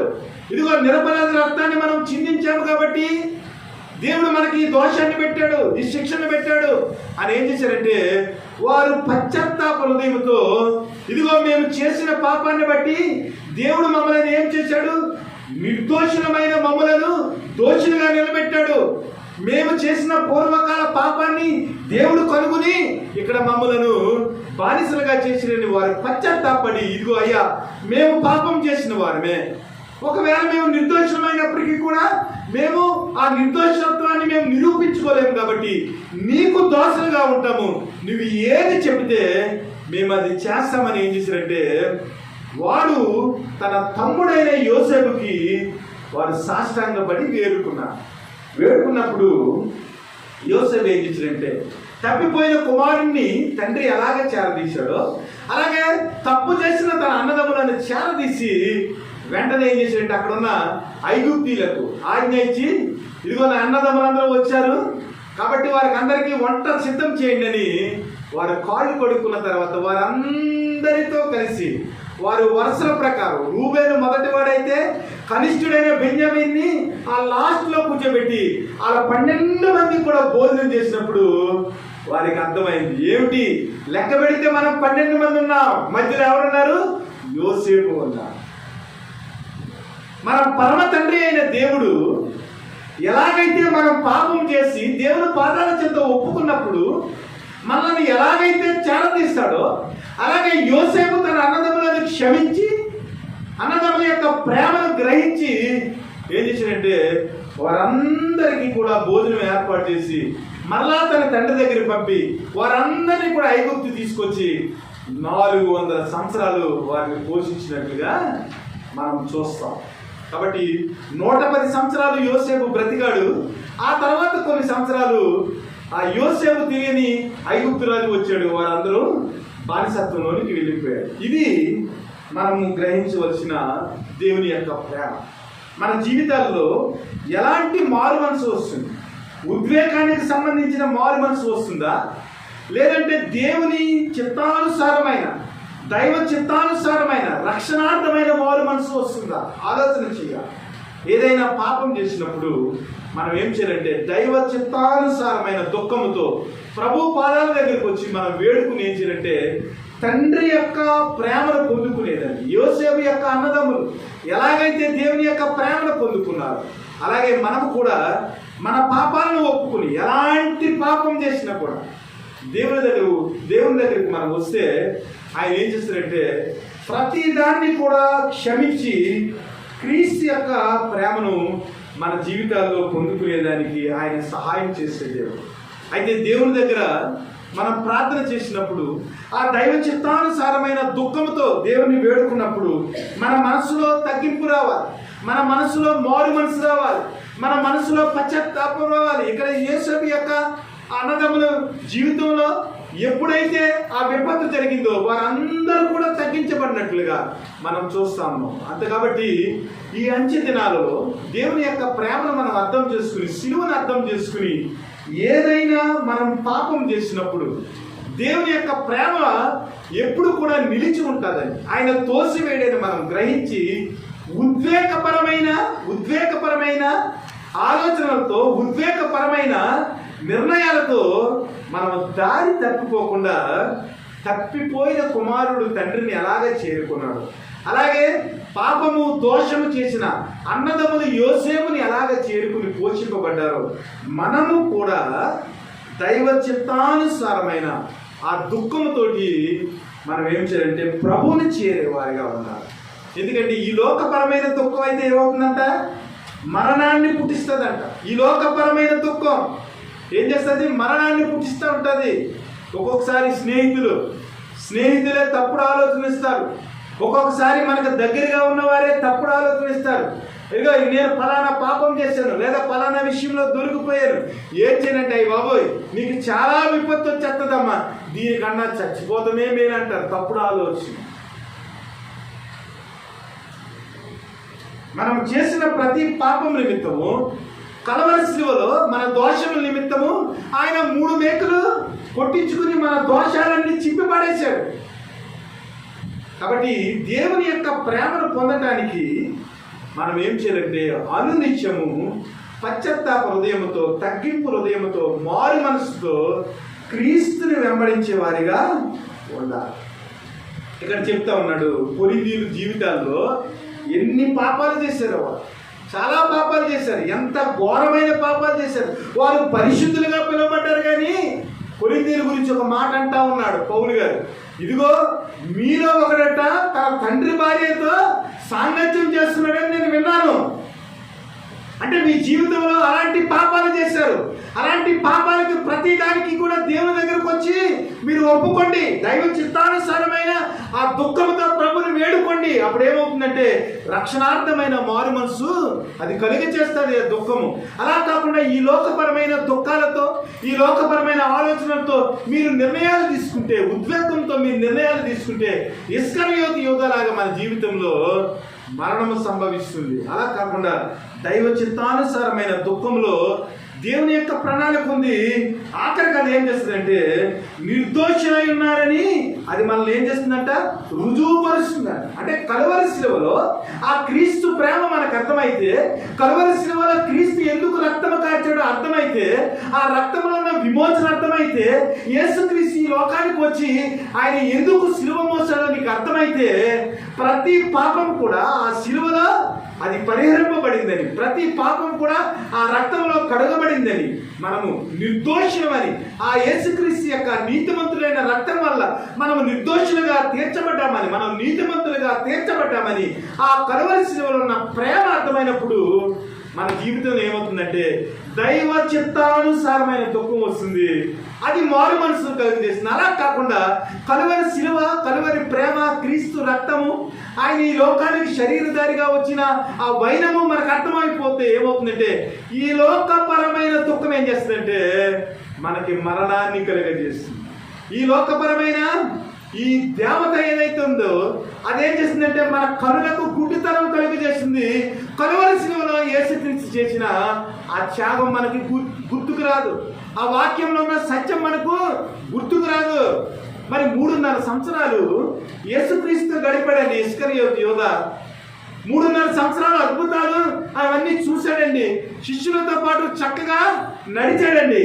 కానీ యేసుక్రీస్తు యొక్క క్షమాపణ, యేసుక్రీస్తు యొక్క ప్రేమ, యేసుక్రీస్తు యొక్క దైవత్వము, ఆయన అనేక మందిని సంరక్షించినప్పుడు ఆయన ఏం చేశాడంటే నీ పాపములు క్షమించబడ్డాయని చెప్పాడు. పరిసయ్యులు ఏమన్నారు, ఇదిగో పాపములు క్షమించడానికి నువ్వు ఎవడంటే పాపములు క్షమించడానికి తండ్రి నాకు అధికారం ఇచ్చాడని చెప్పాడు. అంటే అక్కడ ఏం చేశాడంటే పాపములను క్షమించడం ద్వారా యేసుక్రీస్తు వారు సాక్షాత్తు దేవుడని, ఆయన అద్భుతం ద్వారా, సూచక క్రియల ద్వారా ఆయన చేసిన అనేక రకాలైన ఆశ్చర్యం వల్ల ప్రభు అయిన యేసుక్రీస్తే దేవుడని నిరూపించుకున్నాడు. ఇన్ని అద్భుతాలు చూసిన ఇస్కరియోతు యోధాకి దేవుని దగ్గరికి వెళితే ఆయన క్షమిస్తాడనే ఆ నిర్ధారణ రాలేదు. ప్రభు అయిన యేసుక్రీస్తే దేవుడనే ఆ నిర్ధారణ రాలేదు. కానీ కలువరిగిరిలో 2 దొంగలు ఉన్నారు. ప్రభు అయిన యేసుక్రీస్తుతో ఇంచుమించుగా 3 గంటలు మాట్లాడాడు దొంగ. కానీ దొంగకు అర్థమైంది ప్రభు అయిన యేసుక్రీస్తే రక్షకుడని, ప్రభు అయిన యేసుక్రీస్తే మెస్సైన అర్థమయ్యి, ప్రభువా నీ రాజ్యంతో వచ్చినప్పుడు నన్ను జ్ఞాపకం చేసుకోమన్నాడు. నిజమైన మారు మనస్సు దుఃఖాన్ని పుట్టించింది దొంగ విషయంలో. కాబట్టి దొంగ ఏం చేసినంటే ప్రభు అయిన యేసుక్రీస్తుతో పాటు ఆయన ఏం చేసినంటే పరదేశకు వెళ్ళినట్లుగా చూస్తాం. కానీ అదే ఒకవైపునున్న ఎడమ వైపునున్న దొంగ విషయంలో అయితే ప్రభు అయిన యేసుక్రీస్తుని ఎలా చూశాడు, మామూలు మనుషుడిగా చూశాడు. యేసుక్రీస్తును దూషించాడు, ఇదిగో నువ్వు ఇన్ని అద్భుత కార్యాలు చేశావు కాబట్టి నిన్ను నువ్వు రక్షించుకుని మమ్మల్ని కూడా రక్షించన్నాడు. కానీ ప్రభువైన యేసుక్రీస్తుని దేవుడిగా గుర్తించలేకపోయాడు. ఈ లోకపరమైన విషయాలతో ప్రభువైన యేసుక్రీస్తుని ఆలోచన చేశాడు, కానీ దైవ చిత్తానుసారమైన ఆ మనసుతో ఎడమ వైపున ఉన్న దొంగ ఆలోచన చేయలేకపోయాడు. కాబట్టి ఆ దొంగ శిక్షించబడ్డాడు. మారు మనసు దైవ చిత్తానుసారమైన ఆ దుఃఖంతో ప్రభువైన యేసుక్రీస్తుని, తండ్రి నీవు నీ రాజ్యంతో వచ్చినప్పుడు నీ రాజ్యంలో నన్ను జ్ఞాపకం చేసుకోమని మారు మనసుతో పశ్చాత్తాప హృదయంతో ప్రభువుని వేడుకున్నప్పుడు నీవును నాతో కూడా పరదేశంలో ఉండు అని ప్రభువైన యేసుక్రీస్తు వారు సెలవిచ్చారు. కాబట్టి మన జీవితంలో పదే పదే చెప్తున్నాను, ఏదైనా పాపము చేసినప్పుడు ప్రభువు క్షమించాడనే ఒక గొప్ప నిర్ధారణతో ఆయన దగ్గరికి వచ్చినప్పుడు మరలా మన జీవితాన్ని ఆయన కట్టి స్థిరపరిచేది. పేతురు కూడా ఆడాడు కదా. పేతురు ఏమన్నాడు? ప్రభా, ప్రాణమన్నా తీసుకుంటాను కానీ నీ గురించి నీ విషయంలో నేను అబద్ధం ఆడిన. చిన్న పిల్ల వచ్చి ఇదిగో నజరేయుడని యేసుక్రీస్తు ఉన్నా ఈ వ్యక్తే కదా, ఇతను కూడా గలలీయుడే కదంటే కాదు యేసుక్రీస్తుకి నాకు సంబంధం ఏమీ లేదు. అలాగే రెండోసారి నుంచున్నప్పుడు కూర్చున్నప్పుడు ఆ పిల్ల చూసి అవును నీవు గలలీయుడే ప్రభువైన యేసుక్రీస్తు నజరేయుడైన యేసుక్రీస్తు అంటే లేదు నేను లేదా. కానీ మూడోసారి అన్నప్పుడు కోడి కూసింది. కోడి కూసినప్పుడు దుఃఖపడ్డా. దైవ చిత్తానుసారమైన దుఃఖంతో ప్రభువుని చూసా. అక్కడ పిలాతు దగ్గర అధికార మందిరంలో వారి చేత హింసింపబడుతున్న, ప్రశ్నలు వేయబడుతున్న యేసుక్రీస్తుని చూశాడు. ఎప్పుడైతే ఆ దైవ చిత్తానుసారమైన దుఃఖంతో ప్రభువుని చూశాడో, ప్రభు పేతుని చూశాడో, పేతుని జీవితంలో వెలుగు వచ్చేసి దుఃఖపడి ఏడ్చాడు. బయటికి వెళ్ళి ఏడ్చాడు. ఇదిగో నా రక్షకుడు ఆయనతో కలిసి 3.5 సంవత్సరాలు ఉన్నాడు, ఉన్నాను, ఈ ఇతని గురించి నాకు తెలియదని చెప్పానని ఎక్కెక్కి ఏడ్చాడు. ఆ ఏడ్చిన పేతురు, దైవ చిత్తానుసారమైన దుఃఖంతో మారు మనసుతో ఏడ్చిన పేతురు ప్రభువైన యేసుక్రీస్తు చనిపోయిన తర్వాత యేసుక్రీస్తు లాంటి అద్భుతాలు చేశారు. అదే పేతురు కూడా ఇస్కరియోతు యోధాలాగా ప్రభువైన యేసుక్రీస్తుకి నేను తెలియదు అన్నాడు. బయటికి వెళ్ళి ఊరేసేస్తుంటే మనకు పేతురు పత్రిక ఉండునా? అపోస్తల కార్యాల్లో పేతురు చేసిన అద్భుత కార్యాలు ఉండునా? కాబట్టి క్రైస్తవ జీవితంలో మనం నేర్చుకోవాల్సింది ఏంటంటే, మనం అట్టడుగు స్థానానికి వెళ్ళిపోయినప్పటికీ కూడా ఆ కలువరి శిలువలో ఉన్న ప్రేమని ఏం చేస్తుంది? పరలోకానికి తీసుకెళ్ళి నీ జీవితంలో ఎలాంటి సమస్య ఉన్నప్పటికీ కూడా ఆ కలువరిగిరిలో ఉన్న శిలువను చూసినప్పుడు, వేలాడిన క్రీస్తును చూసినప్పుడు, నీ సమస్య ఏదైనా కూడా ప్రభు దగ్గర మొరపెట్టినట్లయితే ఆయన నిన్ను పైకి లేవనెత్తే దేవుడు, పేతురును బలపరిచిన దేవుడు, తిరిగి వచ్చిన కుమారుడికి విందు చేసిన దేవుడు. అనేక విషయాల్లో మన బైబిల్లో చూసినప్పుడు అనేక విషయాల్లో మారు మనసు పొంది తిరిగి వచ్చిన ప్రతి వారికి కూడా క్రీస్తు ప్రేమ అనేది ఎప్పుడు నిలిచే ఉంటుందని మనము జ్ఞాపకం చేసుకోవాలి. కాబట్టి ఈ దేవుని బిడ్డలారా, యోసేపు తన అన్నల జీవితంలో తాను చూపిన ఆ చొరవను బట్టి మరలా వారు చక్కగా అందరూ ఐక్యముగా ఐగుప్తులో తన తమ్ముడితో కలిసి ఆయన యొక్క సమృద్ధిని వారు తమ జీవితంలో పొందుకోగలిగారు. కాబట్టి ఎలాంటి విపత్తులు వచ్చినప్పటికీ కూడా క్రీస్తు యొక్క ప్రేమను అనుభవించేవారిగా, పశ్చాత్తాప హృదయంతో, మారు మనసు కలిగిన హృదయంతో క్రీస్తు పాదాల దగ్గర పడేవారిగా మనము ఉండాలి. యెహోషువ గ్రంథము 7వ అధ్యాయము 6వ వచనం. యెహోషువ తన బట్టలు చింపుకుని తానును ఇశ్రాయేలీయులను పెద్దలను సాయంకాలం వరకు యెహోవా మందసం ఎదుట నేల మీద ముఖములు మోపుకుని తమ తలల మీద ధూళి పోచుకుని, అయ్యో ప్రభువా యెహోవా, మమ్మలను నశింపజేయనట్లు అమ్మోరీల చేతికి మమ్మల్ని అప్పగించుటకు ఈ జనులను యోర్దానుకు నువ్వు ఎందుకు దాటించితివి? మేము యోర్దాను అవతల నివసించుట మేలు. ప్రభువా కనికరింపుము. ఇశ్రాయేలీయులు తమ శత్రువుల ఎదుట నిలువలేక వెనుకకు తిరిగినందుకు నేను ఏమి చెప్పగలను? కానానీయులు ఈ దేశ నివాసులందరూ విని మమ్మల్ని చుట్టుకుని మా పేరు భూమి మీద ఉండకుండా తుడిచివేసిన యెడల ఘనమైన నీ నామమును గూర్చి నీవేమి చేయదు అని ప్రార్థించగా. కదా, ఇక్కడ కూడా యెహోషువ బట్టలు చింపుకున్నాడు. ఎందుకు తెలుసా? హాయి అనే చిన్న పట్టణం మీదకి వెళ్ళారండి వీళ్ళు. చిన్న పట్టణం మీదకి వెళ్ళి యుద్ధం చేయడానికి కొంతమందిని పంపించి వీరేం చేశారంటే ఆ పట్టణం మీదకి దండెత్తరండి అని చెప్పారు. వీరేం చేశారు? యుద్ధం చేస్తూ ఉన్నారు. యుద్ధం చేసినప్పుడు పెద్ద పెద్ద పట్టణాలన్నింటినీ వీరు జయించారు, కానీ చిన్న పట్టణం అయిన హాయి మీద ఓడిపోయారు. హాయి మీద ఓడిపోయినందుకు వారందరూ ఏడుస్తూ ఉన్నారు. ఏంటి ప్రభా, మమ్మల్ని యోర్దాను దాటించావు, ఎర్ర సముద్రాన్ని దాటించావు, అనేక మంది అమోరీలను చంపేశాం, అనేక మంది పెరిజీలను చంపేశాం, యోధేమీలు యుద్ధం చేసాం, ప్రతి విషయంలో మాకంతా కూడా జయం వచ్చింది. మమ్మల్ని చూసి ఇదిగో వీరు యెహోవా నామం పెట్టబడ్డవారు, వీరు వచ్చారంటే భూమి అంతా కూడా అడిగిపోతుంది, కాబట్టి ఏమితో యుద్ధం చేయలేదని అన్న మమ్మల్ని చూసి ప్రభు అప్పుడు ఓడిపోయిన మా పరిస్థితిని బట్టి వీళ్ళందరూ కూడా మమ్మలను ఈ భూమి మీద అసలు ఇశ్రాయేలు అనే పేరు లేకుండానే మమ్మల్ని తుడిచిపెట్టేస్తారని యెహోషువ ఏం చేశాడు? పశ్చాత్తాప హృదయంతో బట్టలు చింపుకునంట ప్రభు దగ్గర వేడుకున్నాడు. ఎందుకు వీరు ఏం చేశారంటే పాపం చేశారు. ఏంటంటే శపితమైన దాటిలో కొంతని తీసి ఈ ఆకాన్ అనేవాడు ఏం చేశాడంటే దాచిపెట్టడం వల్ల, దేవుని మాట వినకపోవటం వల్ల వారి జీవితంలో ఏమొచ్చింది?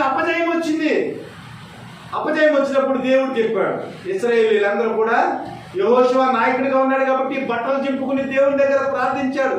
ఏంటి ప్రభా, మాకు ఎందుకు ఈ విపత్తు వచ్చిందంటే ప్రభు సమాధానం చెప్పాడు, ఇదిగో నా మాట వినకుండా మీరు శపితమైన దాంట్లో ఏది కూడా తీసుకోవద్దని అన్నాను, కానీ ఆకాన్ అనేవాడు తీసుకున్నాడు. వెళ్ళి చెక్ చేయనప్పుడు ఆకాన్ ఏం చేశాడంటే పట్టుబడిన తర్వాత ఆకాన్ని ఆకోరు లోయలోకి తీసుకెళ్ళి చంపేశారు. చంపేసిన తర్వాత ఏమైందంటే వారి జీవితంలో మరలా హాయి పట్టణం వెళ్ళినప్పుడు విజయం వచ్చింది. దీని గురించి మనం తెలుసుకోవాల్సింది ఏమిటి తెలుసా? చాలా జాగ్రత్తగా ఉండాలి. బ్లెస్సీ ఒక్కొక్కసారి ఏమవుతుందంటే మనం ఏదైనా పాపం చేసినప్పుడు ఆ పాపాన్ని బట్టి ఒకడు పాపం చేస్తే ఆ పాపాన్ని బట్టి ఆ కుటుంబానికి అంతటికి శాపం వచ్చేస్తుంది.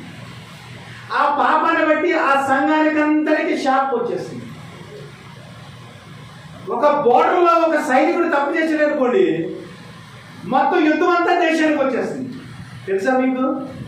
ఒక సైనికుడు తప్పు చేస్తే ఆ సైనికుడిని బట్టి దేశానికి అంతటికి యుద్ధం వచ్చేస్తుంది. ఇక్కడ ఆకాన్ అనేవాడు ఒకే ఒక తప్పు చేశాడు. దేవుడు చెప్పింది శపితమైన దాంట్లో దేన్ని తీసుకోవద్దంటే ఆకాను శిలాలు వస్త్రాన్ని, కొంత వెండిని, కొంత బంగారుని ఏం చేశాడంటే గుడారంలో దాచాడు. దేవుడికి మరి దాన్ని కనిపెడతాం ఏమన్నా అసాధ్యమా? కాబట్టి ఇశ్రాయేల్ అందరి మీద పాపం వచ్చేసింది. పాపం వచ్చినప్పుడు హాయి పట్టణం మీద మొత్తం సైనికులందరూ కూడా చనిపోయారు. హాయి పట్టణం చిన్నదే, 2000 మంది వెళ్తే చాలు, మీరు హాయి పట్టణాన్ని మీరు జయించొచ్చారు. కానీ వారు జయించలేకపోయారు. ఎందుకంటే వారు పాపాన్ని బట్టి వారికి ఏమైందంటే మరణం వచ్చింది. ఇది మనం ఆలోచించవలసిన పాయింట్. అదేమిటంటే ఆకాను చేసిన పాపాన్ని బట్టి ఆకోరు లోయలో తన కుటుంబాన్నంతటినీ కూడా ఇశ్రాయేలీలందరూ కూడా రాళ్ళు వేసి చంపేసి కుప్ప చేసేసారు. దీని గురించి మనం ఏం అర్థం చేసుకోవాలంటే ఒక్కొక్కసారి కొన్ని పాపాలు చేసినప్పుడు దేవుడు మనకు అవకాశం ఇస్తాడు. ఒక్కొక్కసారి మనం చేసిన పాపము విపరీతం అయిపోయినప్పుడు ఏమవుతుందో తెలుసా? పాపాన్ని సరిదిద్దుకునే అవకాశం ఉండదు. ఇది జ్ఞాపకం పెట్టుకోండి. మనము పాపము చేస్తా ఉన్నప్పుడు దేవుడు ప్రతి పాపాన్ని కూడా దేవుని పాదాల చెంత ఒప్పుకుంటే కనికరింపబడతాం. కానీ ఒక్కొక్క పాపం ఉంటుంది, ఆ పాపాన్ని ఒప్పుకుంటానికి అవకాశం లేకుండా మరణము మన జీవితంలో ఏమవుతుందంటే శాపము కింద అవతరిస్తుంది. అది ఎలాగ అవతరిస్తుందంటే దేవుడు ముందరే చెప్పాడు కదా, శపితమైన దాన్ని దేన్ని కూడా ఎరుకో పట్టణం నుంచి మీరు తీసుకుంటానికి వీలు లేదు. శపితమైన దాన్ని కూడా ఏది కూడా మీ గుడారాల్లోనికి, మీరు నివసించే ప్రదేశాల్లోనికి తీసుకుని వస్తానికి వీలు లేదని దేవుడు ముందరే చెప్పాడు. కరెంట్లో వేలు పెడితే చచ్చిపోతామని మనం ముందే తెలుసండి. మరి కరెంట్లో ఏది ఎందుకు పెడతామండి మనం?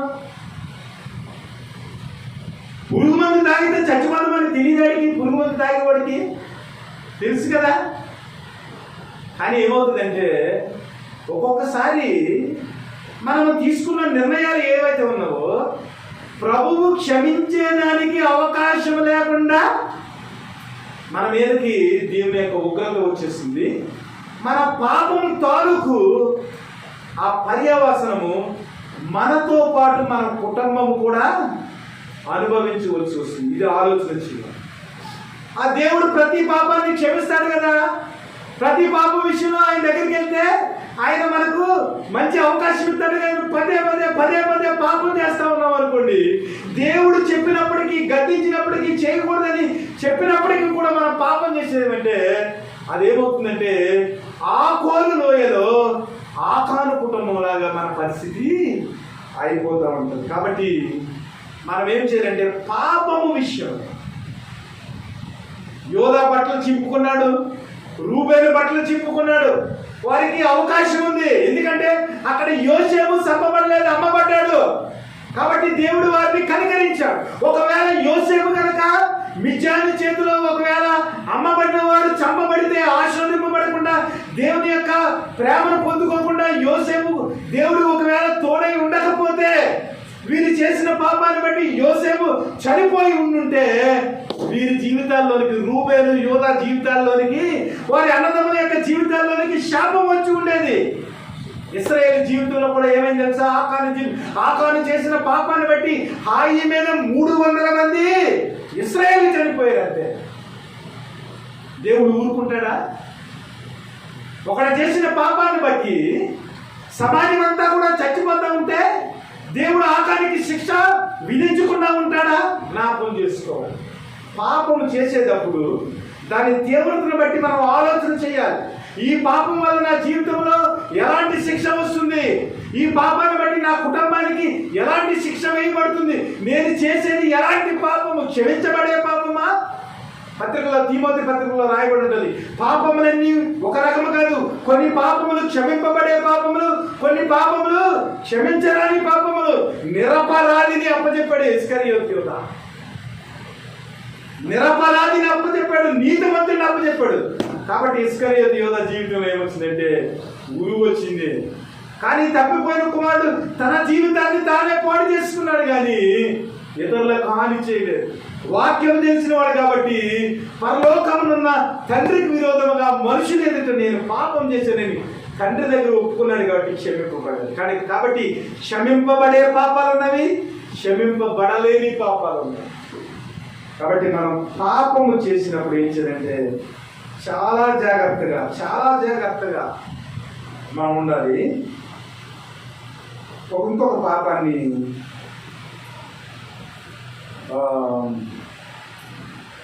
దినవృత్తాంతములు 23వ అధ్యాయం, దినవృత్తాంతములు 2వ గ్రంథము 23వ అధ్యాయము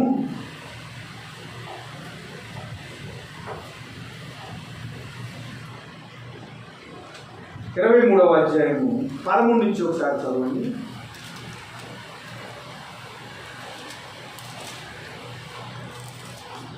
ఇరవై 23వ అధ్యాయం 13 నుంచి.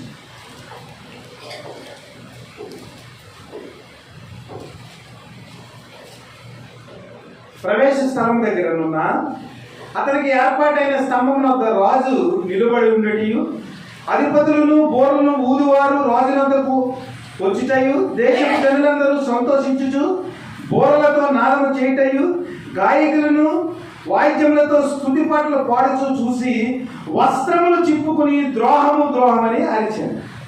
అప్పుడు యాజకుడని యెహోయాదా యెహోవా మందిరములో ఆమెను చంపవలదు, ఆమెను పంతుల అవతలకు తీసుకుని వెళ్ళి ఆమె పక్షము పూనిన వారిని కత్తి చేత చంపుడని సైన్యం మీద ఉన్న శతాధిపతులకు ఆజ్ఞ ఇచ్చాను.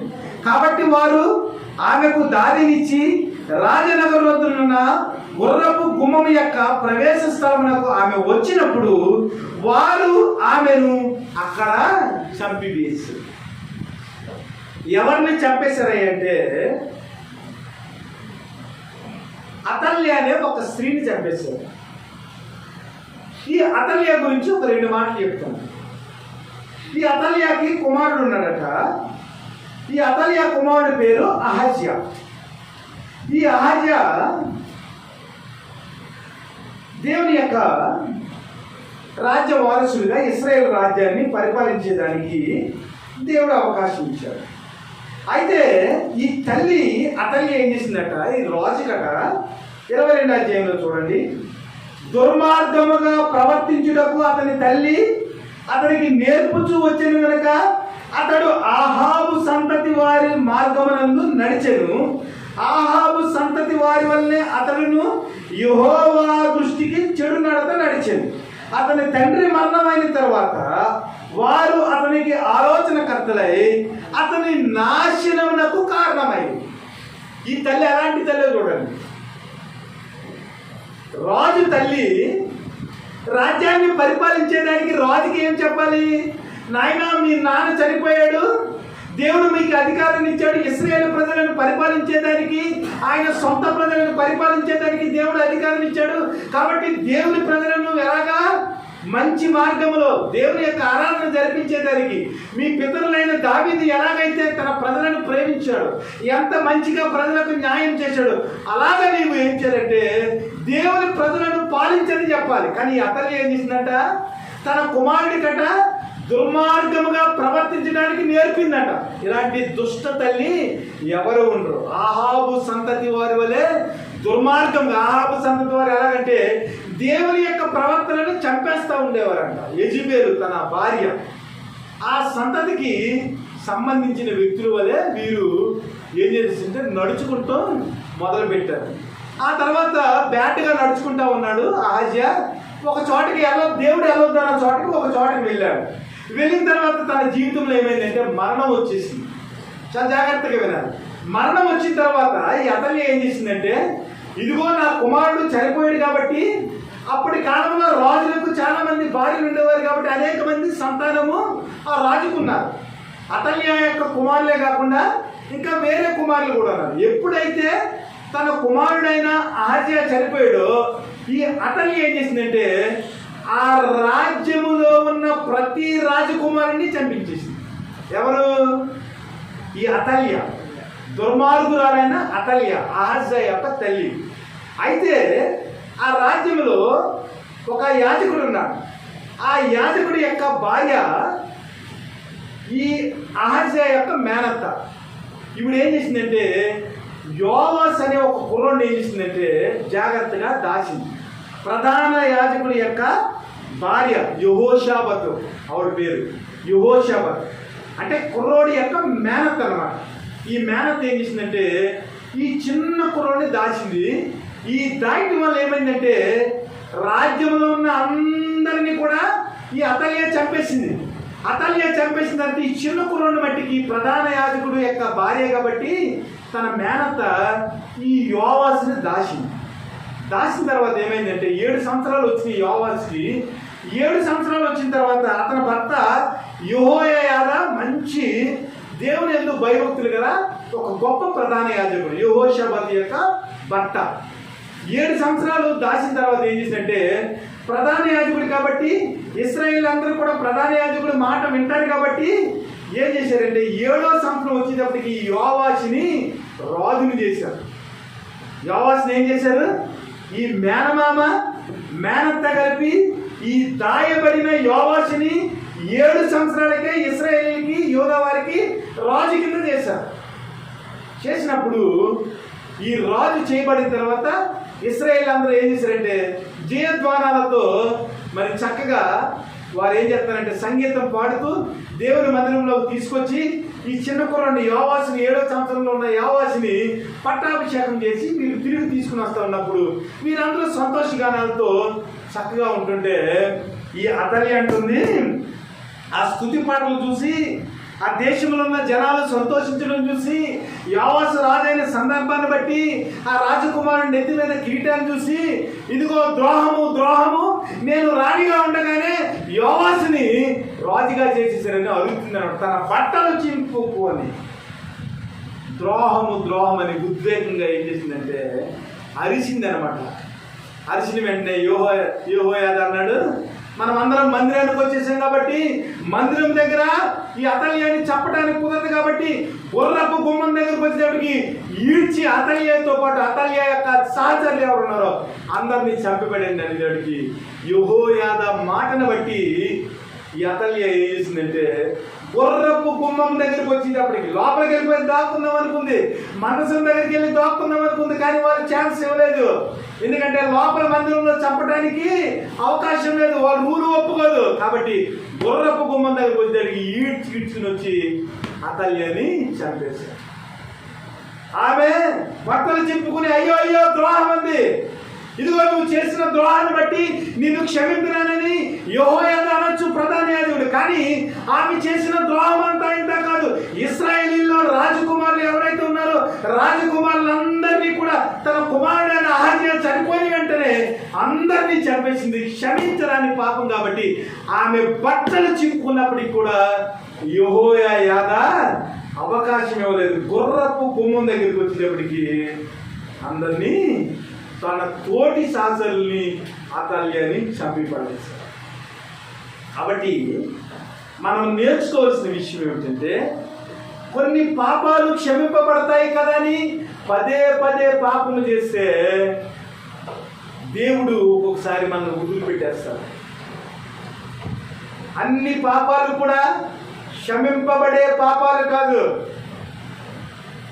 ఎంత చెప్పినప్పటికీ వినని వాడికట హఠాత్తుగా మరణం వస్తుంది.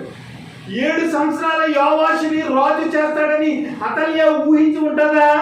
కానీ దేవుడి సేవకుడని యెహోయాదా ప్లాన్ చేసి ఏం చేశాడు? 7 సంవత్సరాలు. బైబిల్లో అతి తక్కువ వయసున్న రాజు ఎవరంటే యోవాషు. బిట్టు జ్ఞాపకం చేస్తుంది.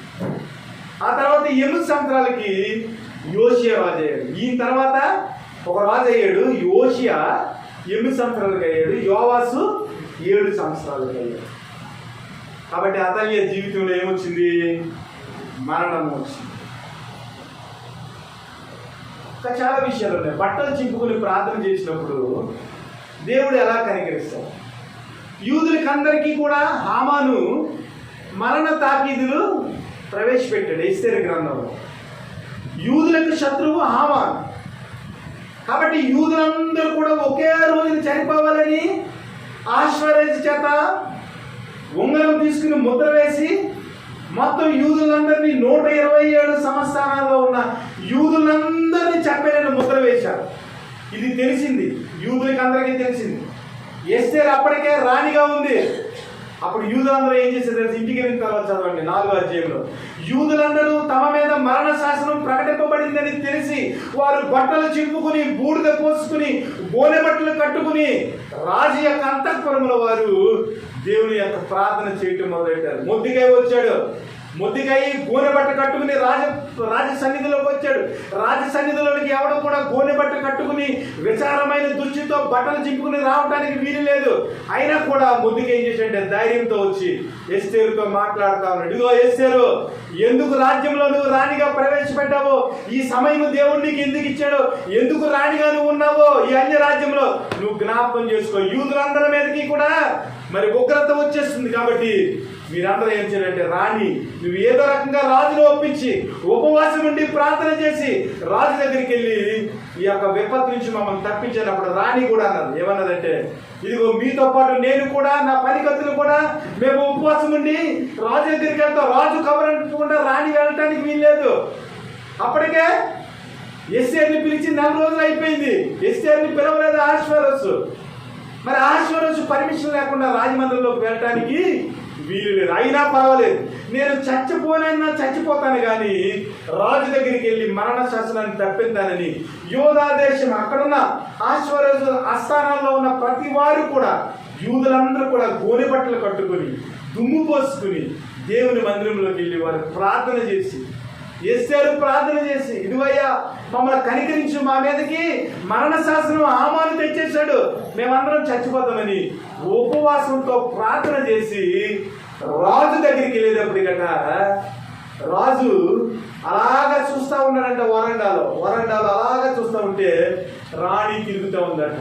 ఏమిటి, నా పర్మిషన్ లేకుండా ఎస్తేరు ఎందుకు వచ్చిందని శిక్షించవచ్చు, కానీ ఉపవాసం ఉండి దేవుడి దగ్గర పశ్చాత్తాప హృదయంతో తగ్గింపుతో ప్రార్థన చేసి రాజు యొక్క పర్మిషన్ లేనప్పటికీ కూడా అంతఃపురంలో ప్రవేశించింది. వెంటనే ఆ రాజుకి ఏం చేశాడంటే, మరి ఎస్తేరు యొక్క ముఖాన్ని చూసేటప్పటికి రాజుకట దయ కలిగింది. ఎస్తేరు మీద రాజుకి దయ కలిగిన కనుక రాజు దండము చూపించగా ఎస్తేరు దండం యొక్క కొనను పట్టుకొనెను అను. చూసారా, వారు ఎందుకు బట్టలు చింపుకున్నారు? వారు చేయని నేరానికి వారి మీదకి మరణ శాసనం వచ్చింది. ఒక్కొక్కసారి మన జీవితంలో ఏమవుతుందంటే, అనుకోని విధంగా అనారోగ్యం వస్తుందండి. మనం ఏమి చేయకపోయినా ఒక్కొక్కసారి విపత్తు వస్తుంది. కొన్ని విపత్తులు మనం చేసిన దాన్ని బట్టి వస్తుందని మనకే తెలిసిపోతుంది. ఎందుకంటే రూబేను యోధాకి తెలిసిపోయింది, మనము ఇలాగ చేశాం కాబట్టి మన మీదకి ఉగ్రత వచ్చిందని. యోధాకు కూడా తెలిసిపోయింది, మనం ఇలాగ చేసాం కాబట్టి మనకి ఈ ఉగ్రత వచ్చిందని. ఒక్కొక్కసారి మన జీవితంలో అనారోగ్యం వస్తుంది, మన జీవితంలో అనుకోకుండా విపత్తు వస్తుంది.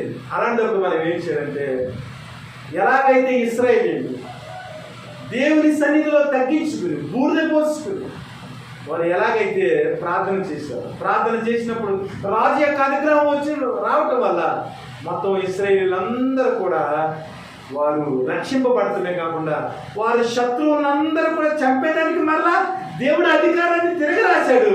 వారు పండగ చేసుకున్నారు, సంతోషించారు. కాబట్టి మన జీవితంలో మనం చేసిన విషయాన్ని బట్టి మనం పశ్చాత్తాప హృదయంతో ప్రభువుని వేడుకున్నప్పుడు దేవుడు క్షమించరాని పాపములు చేసినప్పుడు అవకాశం ఉంటే దేవుని యొక్క ప్రణాళికలో మనం ఉంటే ఆయన క్షమిస్తాడు. ఒకవేళ దేవుడు కూడా క్షమించలేని కొన్ని పాపాలు మనం చేస్తుంటే ఆహానులాగా అయిపోద్ది, ఇస్కరియోతు యోధాలాగా అయిపోతుంది. అలా కాకుండా మనము దేవుడు క్షమించే పాపం మనకు తెలియకుండా సాతాను మన జీవితంలో ప్రవేశపెడితే దేవుడు మనల్ని సంరక్షించి ఆయన యొక్క ప్రేమను చూపించేది. కాబట్టి పాపము చేసే